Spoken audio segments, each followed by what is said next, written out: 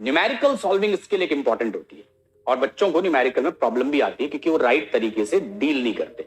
एक सबसे छोटा सा एग्जांपल, क्वेश्चन पढ़ा, अब क्वेश्चन पढ़ा, क्वेश्चन इजी है, क्वेश्चन इजी है तो बट वी थॉट यार ये तो इजी है, टाइम वेस्ट क्यों करना, तो फिर आप धीरे से अपनी नोटबुक को आगे करते हो और सोल्यूशन देखते हो, हाँ यही तो मैं सोच रहा था, टाइम बच गया मेरा, अगला क्वेश्चन में आए।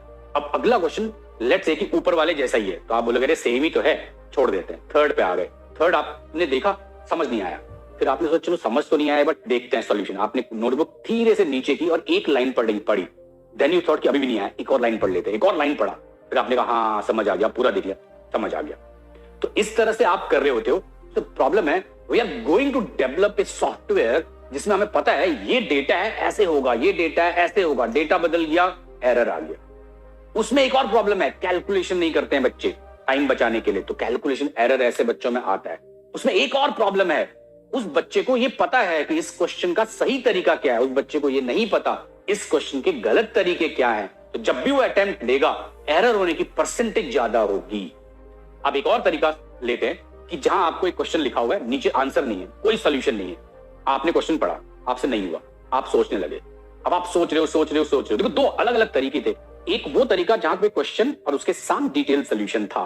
तो जब क्वेश्चन और डिटेल सोल्यूशन वाला तरीका था उस समय पे उस बच्चे ने हो सकता है 10 क्वेश्चन कर लिए। एक वो तरीका जिसमें सिर्फ क्वेश्चन थे, सोल्यूशन नहीं थे, उसमें शायद एक ही क्वेश्चन में उस बच्चे को पूरा का पूरा 10 मिनट लग गया। लेकिन दोनों में डिफरेंस क्या है? दोनों में एक डिफरेंस है, जिसने उस क्वेश्चन में ज्यादा टाइम दिया है, सोचा है, उसने 4-5 ऐसे मेथड सोच लिए होंगे जिससे वो क्वेश्चन बन ही नहीं सकता, जिससे उसके एरर्स मिनिमाइज होते हैं। एक दूसरा, उस क्वेश्चन को सॉल्व करते वक्त उसने बहुत सारे कॉन्सेप्ट एनकाउंटर किए होंगे, यार इससे भी नहीं बन रहा, इससे भी नहीं बन रहा, रिवीजन, इससे उसका रिवीजन हुआ।